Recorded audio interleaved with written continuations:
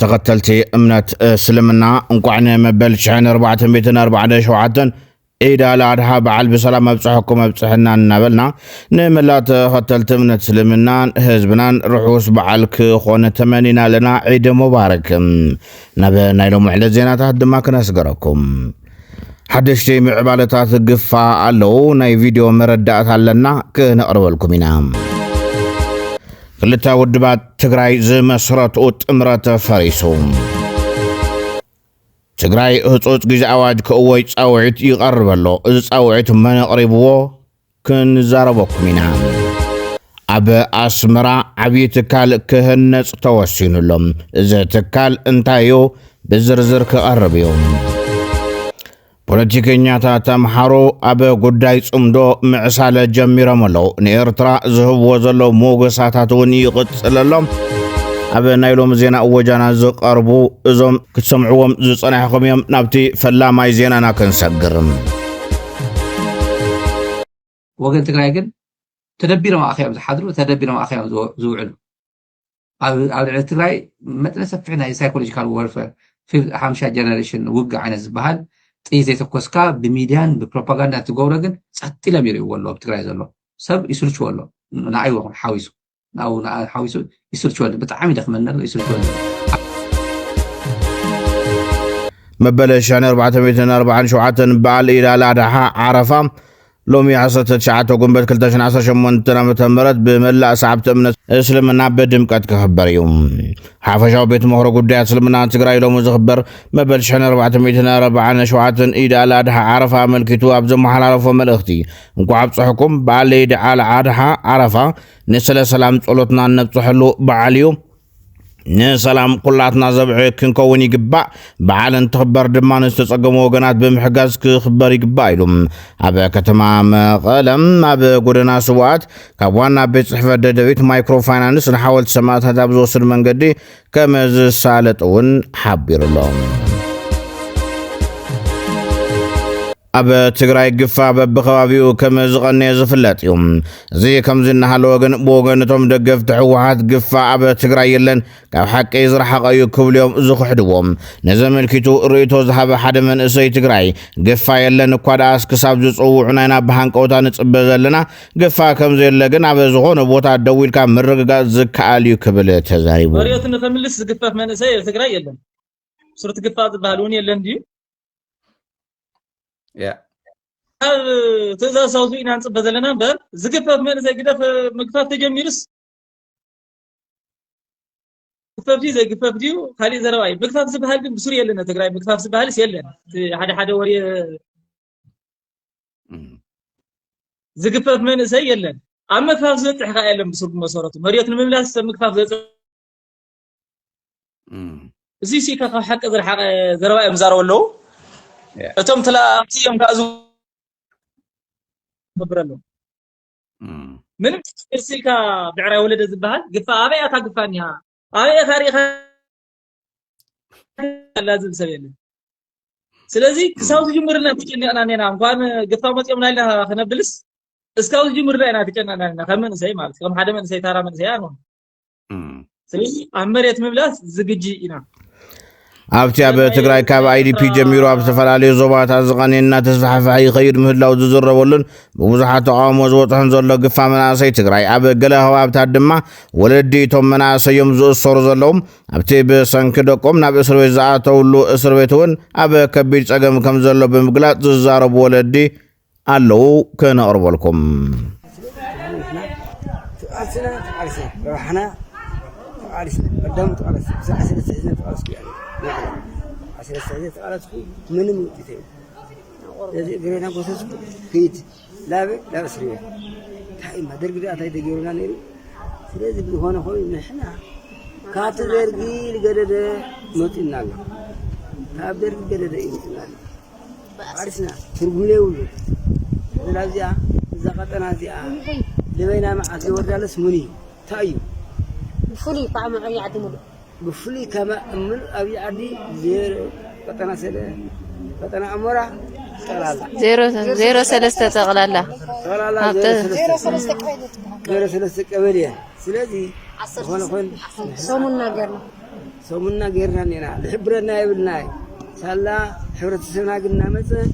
شايخنا عليه انجيران حاله ادنا عليه نيراننا زاويه عدت بوي بروخي زاويه عدي لذي سالا ابي عدم دي كالي او دينا قطنا يا محضر ينا ولا حري بس فرنا شغات خلكنا هذه ابينا ما بيننا نقول صباح نقوي ما تسع سلسة بدي فهمنا ما نقوي ما تمسح سلسة بدي فهمنا وانا تقررت فرنا شغات خلعها እቶም ወለዲ ኣብቲ ዘለዎ እስር ቤት ካብ መደቀሲ ምግቢ ይኹን ፅሬት ዝጥቀምሉ ሽንት ቤት ኣብ ርእሲ ሕማሞም ከሽከምዎ ኣብ ዘይኽእሉ ኩነታት ከም ዘለዎ ብምግላፅዮም ዓዲ ይስምዐና ዝብል ምሕፅንታ ኣቕሪቦም ዘለዉ ጭንጫ ዜና ንህርስ ኣለና ራእይና ህዝብና ሩድና ወይዛኻቱም ፍራሽ ኣቲ أنا تزارون تقول بحقشة أبي عدلو تجن سروف تحوي يلن يمطو حريق من هيك يمطو حريق من هيك شنتيت يقولوا ما يمحص أوي يقولوا لك أنا سيني وا أكل سنكني يو إيش أي بذلهم سوات شكر يا ذلهم يو فلذي حبار جني يقولوا أحوطنا كأو بحقشة أبي عدل فرق كله نحنا كورك نتينا قفهم ممتعنا أفتورك ونسوي متنا له فلحيلي أتوه كيقويو سبيله سوات هو قدرنا أتوه يمتنا له ስለዚህ ሓደ ላመቀለ ሪፈል ተወህለ ሓደ ደሞ ጉያዝ ባህል ካቆላትን ግን መተና ሰሚዮ ስለዚህ ብፍላይ ኃይሊ ሶኢሉ ግፋ ይዘሎ ሰውን አጉድጓድ ይመተናል በገዛ አድና በገዛ መሬትና ንወልዖን ሰት የሰይና አብቂን ያደቀን ስቲዮ ሐወትና ይድቀሳሉ ስለዚህ እዚህ ፍርናሽውን ተኸልኪሉ ራእይወት ጀሃያ አብልዕ ጀሃያ ይድቀሳሉ ስለዚህ ህዝብ ዓለም ይስማዓና ህዝብ ኢትዮጵያ ይስማዓና ስለዚህ ፍታህ ይገበረና እተን ኣብቲ እስር ቤት ዘለዋ ደቂ ኣንስትዮ ኣዴታት ብፍላይ ድማ ኣንሽቲ ስዋኣት ህፃውንቲ ቆልዑ ገዲፈን ኣብ ከቢድ ፀገም ከም ዘለዋ የን ብኣንደበተን ዘረጋግፃ ኣብዚኣ ካልኣቱ ብውልቀየ መፅአይ ዕለት 16 መዓልቲ ኣትየ ኣነ ክሻዙ ከዚ እንታይ ይኽእልለኒ ኣመሓዳሪ ይረኸብኩ ኣብ ቅድሚት ግዜቲ ልሕብረኒ ሰበረ ናረይ ከዚ ግን حبار وزيني على سريت خوفي لني أخو ما أما أخذ جهيا ما غير خدان يبلي ما خدان ليتي يبلي بدوية كم زله هو فسأون تيدك أكل سوء قلعو دوريه أكينك ما أخذ سرقة يكفي لله أنا أما إذا لا دك أنستين يوم سيء كم ملء ورد عي عد ملء 4 سويتي أكينك أو جهيا هارسنا لنا زيا بدين بيت الرأيلنا من تدق أنستيو من تطقمات من تصعات مس ودبنا صنة تجراي فاتير وزن برا جنبار دو كم زبلة سالسة ويانا تجراي أفليتهم بوغن ودبنا صنة تجراي بزغرة واستو سنة وسنن معبالو تاتون سعبو ات مصرتا جنبار دو كم زبلون ودبنا صنة تجراي زغداي دقيمو خريون ساوت صوع لهم ساوت مالي قنبت 18 نابزو مقلتي أب سماي تقرأ زنسلال ودبنا خوينات زترف بيرا وزتن عرقن للزبن يدلي إللهم بوغانا قالوا أن انت ميديا حصوت جزي عواج كوغويت ساوعيتي قرب الله بلتقنا بعرس خوينات كي كفتلنا عير كللنا يتعاطو ودابو يتناخر حصوت عواج يتعوج كبل تسميع لهم كله جنز غريب حزب آخر عدي ولا تاي قبر زلوا تنحز زلان زلوا هتص جزي عواج تعوج لنا تاي قبر اللي سكع حزي هتص جزي عواج تعوج أوكي مواقرون كانت تحت العلين نابب والدعوات يتناخروا عير كلنا يتعزوا إن بالليل هم تصندي أنا هاجري يخبل عندي أنت أيهم كتردوا زلكم مسلكم لتن فيدريتد ستيتس أفتنا وسيود ما إثيوبيا سراويت قربيا زلا بمبال زون ناي قيح بحر مسرز جبر وفر مخانو يغلص بزون نبا تግራይ بسلسተ ገጽ ናብ ኤርትራ ድማ بحد አንፈት ሰራዊት የኽተት ምህላው ዩ ዝገልጽ ኢትዮጵያ ሰራዊት ተቀርበላ እትዋና ናይት ሰራዊት ጭርሖ ሂዞም ዝመጽ ዘለው ከዓ ጉዕዞ ምምላስ ወደ ባህሪ ይዝብል ወደብ ከምልሱ ይትጉዕዞ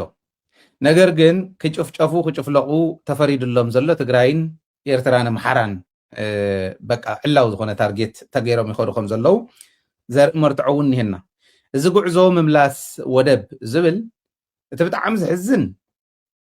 ኣብ በዓል ናጽነት ኤርትራ እዩ ኣብ በዓል ናጽነቱ ንሓደ ህዝቢ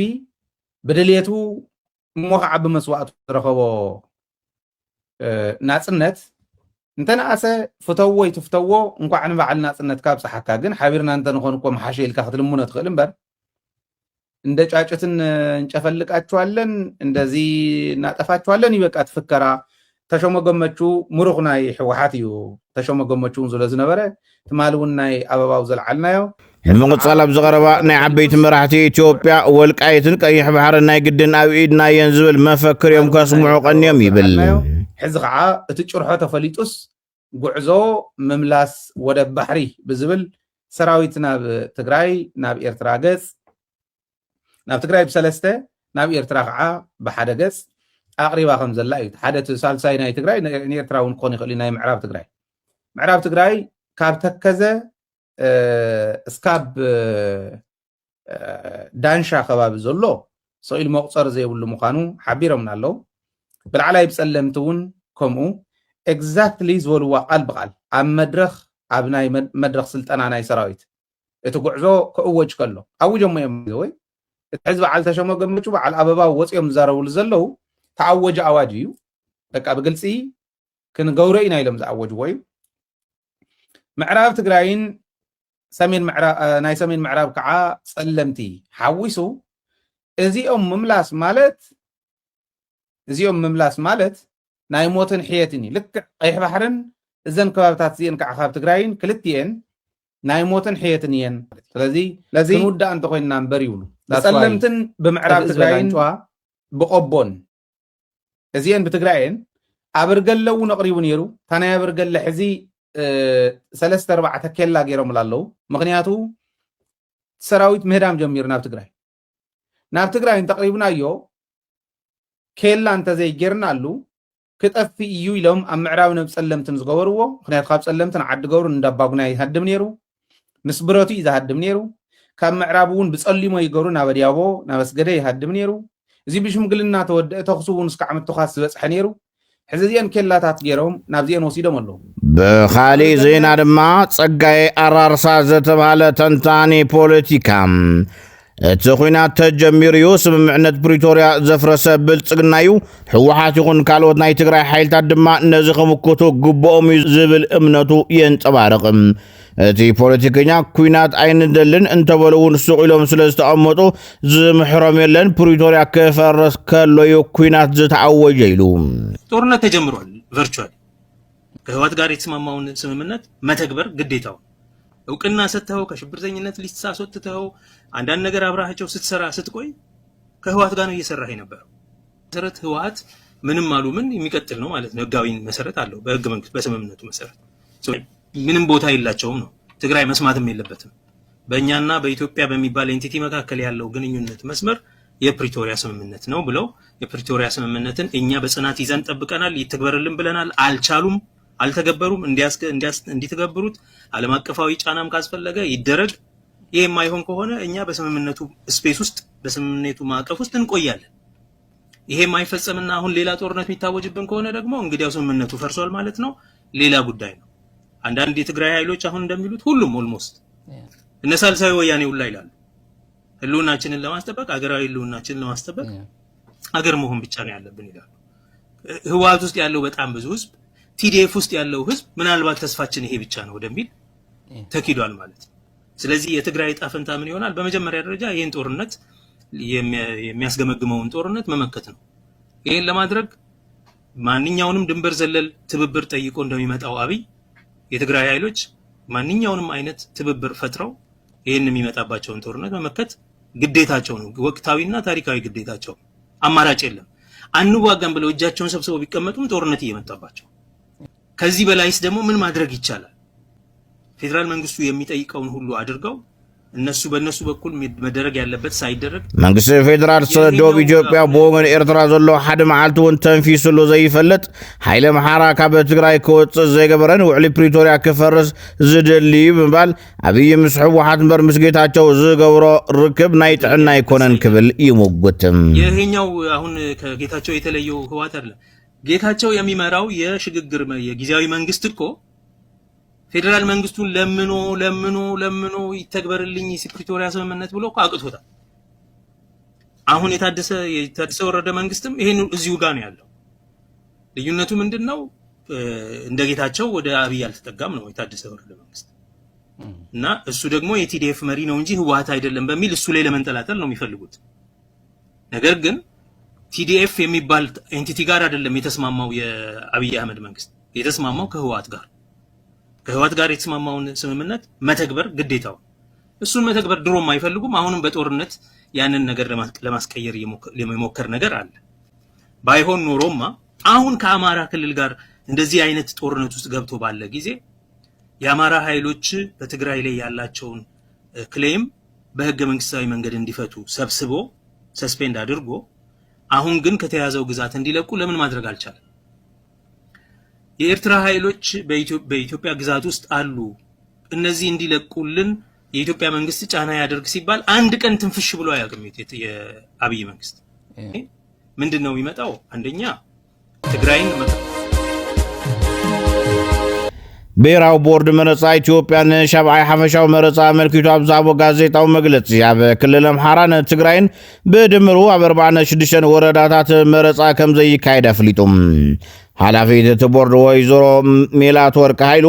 ኣብ ክልል ኣምሓራ ብ8 ኣብ ክልል ትግራይ ከዓ ካብ 38 ወረዳታት መረፃ ከም ዘይካየድ ገሊፀን።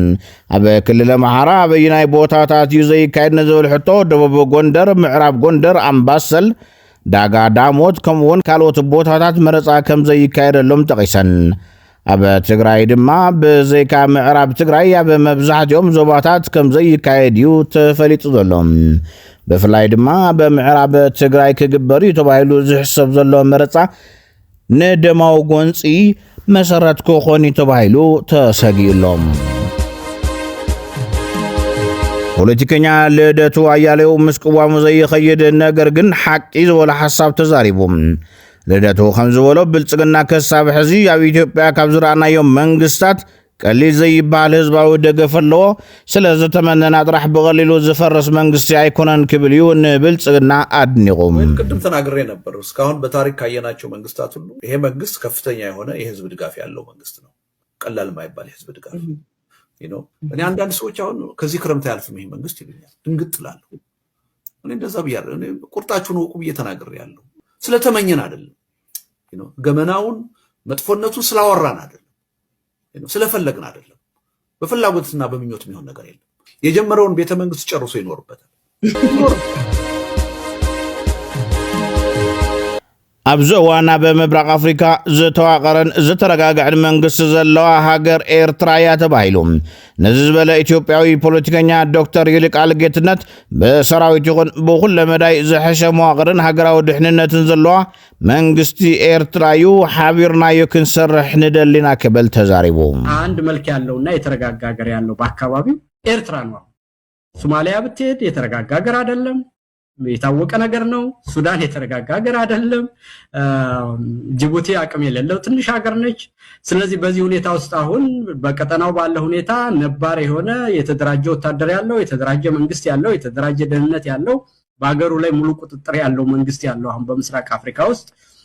አብረው ልትሰራ ስታስብ አንድ ብለህ አምሮ ላይ ሊመጣ የሚችልና ትክክለኛው መንግስት አሁን ያለው የኤርትራ መንግስት ብቻ ነው ማለት ነው። ላዕለዋይ ቤት ምኽሪ ዩኒቨርሲታት ግብፂ ኣብ ኣስመራ ቅርንጫፍ ክኸፍት እየ ኢሉ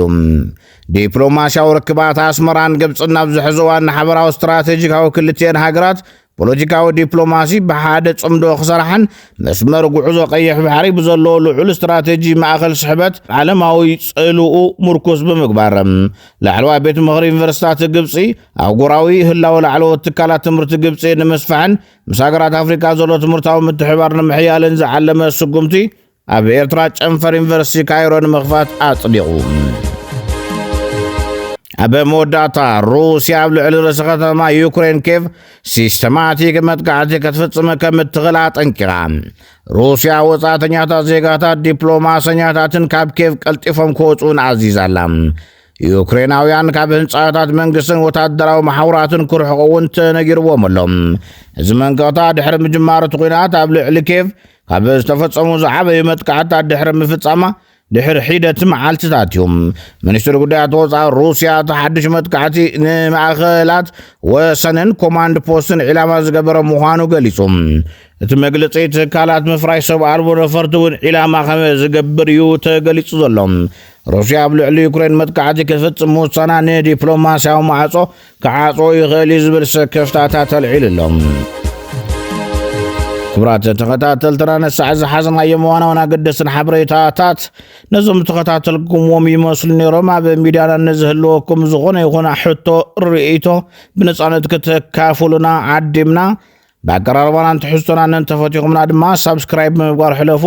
ሰላም ንህዝቢ ትግራይ ሰላም ንኹሉ ወዲ ሰብ